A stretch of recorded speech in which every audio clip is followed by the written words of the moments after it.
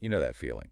When you're putting in what feels like serious effort towards personal growth, Hmm. maybe reading all the right stuff, trying new habits, but you still feel kind of stuck, like you're on a treadmill going nowhere. Yeah, exactly. Like the needle just isn't moving despite all the work. It's frustrating. Totally.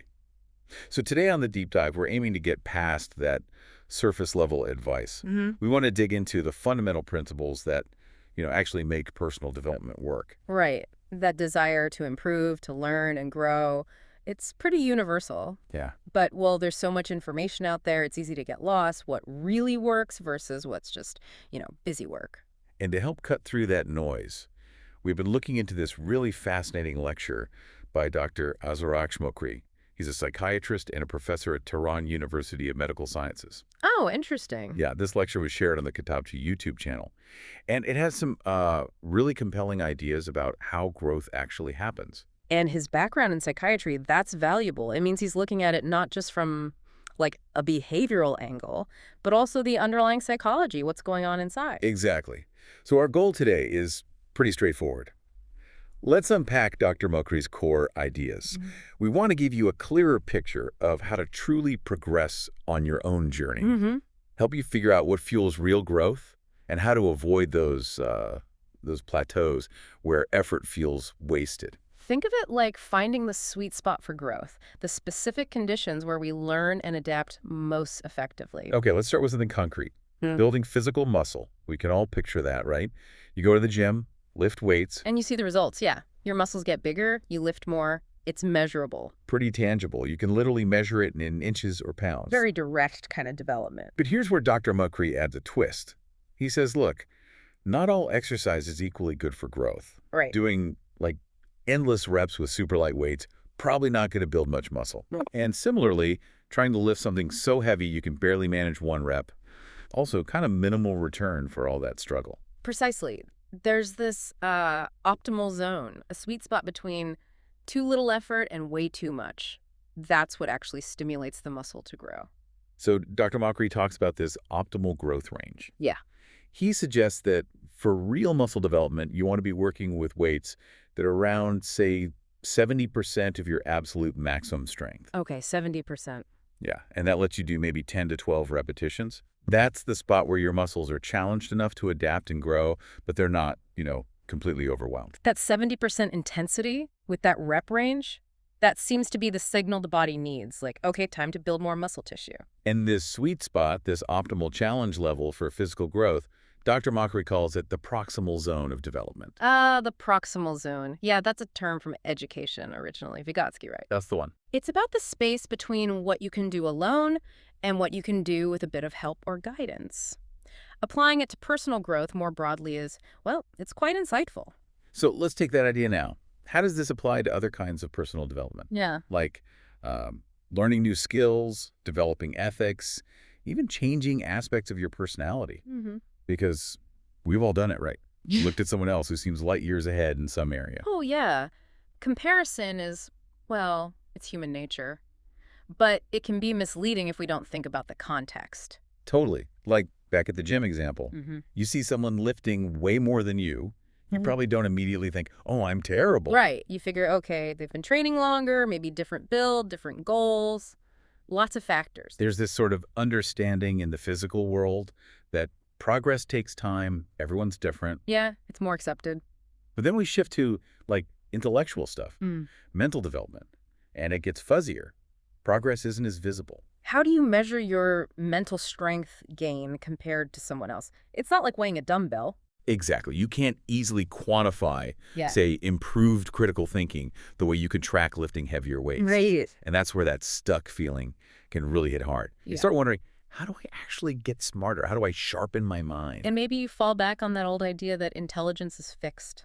Like you're born with it, and that's that. Yeah, that fixed mindset, it can really hold you back, right? Yeah. I just think, why even bother trying to develop mentally? It's definitely limiting. So this leads us to the core question Dr. Mokri tackles. Can our minds, our intelligence, actually be developed like muscles? Can we find ways to achieve, mental hypertrophy?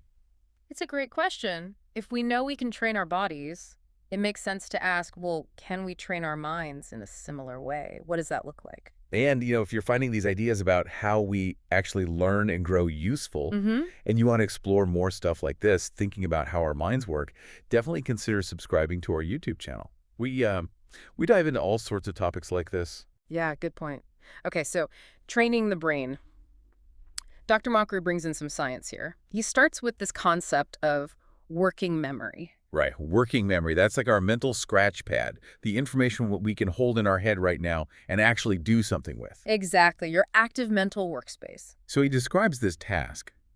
You hear a list of words, one after another, and your job is to remember, say, the last 3 words spoken. Mm-hmm. So as new words come in, you have to keep updating that list in your head. Drop the oldest, add the newest. Requires focus, Hmm. right? Managing that information stream. Definitely. And he compares it to physical cardio, like running. It takes mental effort. And just like you can make a run harder, By running faster or longer. you can make this word task harder by asking someone to remember the last 4 words or the last 5. Right, you increase the load on that working memory. Makes it much more demanding. But here's a key finding Dr. Mockery mentions. There's a limit. Our working memory capacity isn't infinite. Most people can hold around 7 items, plus or minus a couple, maybe 8, in this specific kind of task. So again, it parallels the physical side. Just like there's a limit to how much weight you can physically lift, there seems to be a limit to how much you can juggle in your active mental workspace at one time. Then Dr. Mockery brings up another cognitive test, this one often used with kids. They see images with shapes, and some shapes light up. Okay. Then a new image appears, maybe slightly different, and the kid has to remember which shapes were lit up in the same positions as the previous image. Ah, so it adds a spatial element to the memory task. Not just what, but where. Exactly. And, like the word task, you can crank up the difficulty. More shapes, maybe a longer delay between the images. Makes sense, more complex, more demanding. Now, here's the really crucial part. Just doing these exercises doesn't automatically make everyone better at them.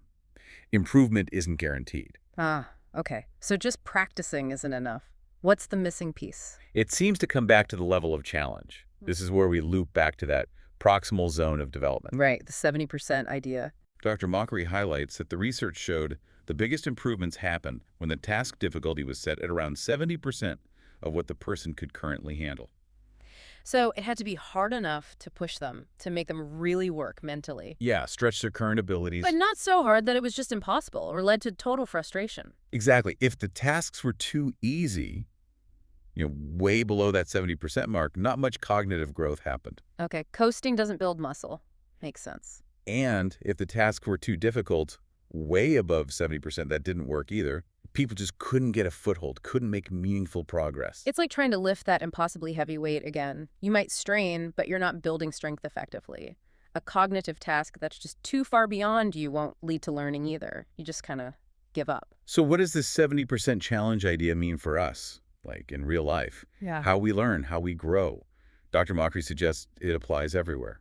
Choosing what to study, which programs to join, even whether playing chess is actually helping you grow right now. Yeah. The main point is that the best learning, the most effective growth, happens when we're challenged appropriately.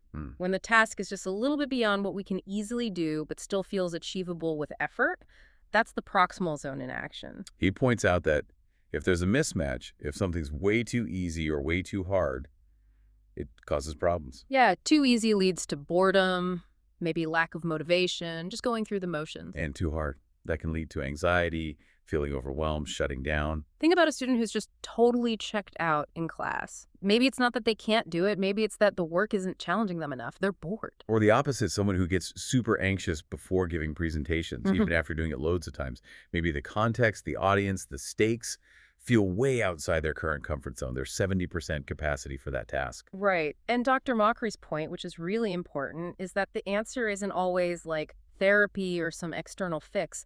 Sometimes it's about consciously finding situations or challenges that fit your current level, putting yourself in that 70% zone. It's about managing that cognitive load, the amount of mental effort needed.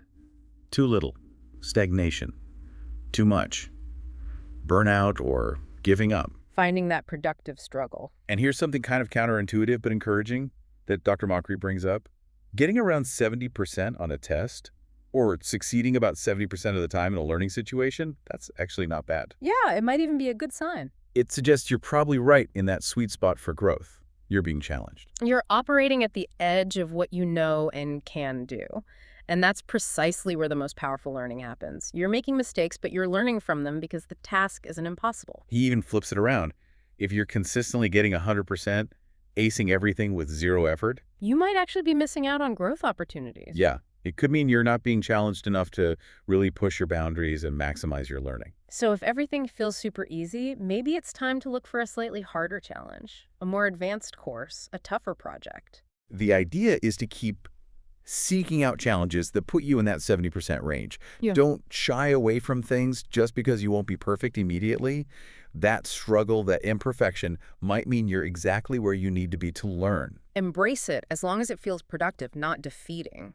Now, Dr. Makri also touches on what it's like when you're already pretty advanced, when your 70% zone is closer to the, top of the pyramid in your field. Right. As you get better, the challenges that hit that 70% mark naturally become more complex, more demanding. And he acknowledges at that stage, yeah, you might feel proud of how far you've come. You might compare yourself to people less experienced, but you're also looking up at the very top performers. And you feel that drive, that ambition to get there. Maybe even, a little bit of envy sometimes. Those feelings are normal when you're striving for mastery. You see benchmarks above and below you. It fuels motivation. But the key, Dr. Makri emphasizes, is that the drive itself is good, but don't let it turn negative. And he makes this interesting point again. Maybe being just below the absolute peak is actually the best place for continued learning. Because you still have that clear path upward, those role models pulling you forward. Exactly. You have the aspiration, the challenge, but you also have a really strong base of skill and knowledge to build on. You're well positioned to keep absorbing and growing. Interesting perspective. Not always needing to be number one right now. So let's try and wrap this up. The big takeaway from Dr. Makri's lecture, the core idea, seems to be this. In whatever you're trying to develop, find your 70% growth zone. Yeah, identify that level of challenge that pushes you, stretches you, but doesn't completely break you or make you shut down. Maybe take a moment to think about your own experiences. When did you feel like you were really learning, really engaged? Was the challenge level kind of in that sweet spot? And think about times you felt bored or totally overwhelmed. Were you maybe outside that optimal zone then? Too easy or too hard? And we'd encourage you to think, how can you be more strategic about this?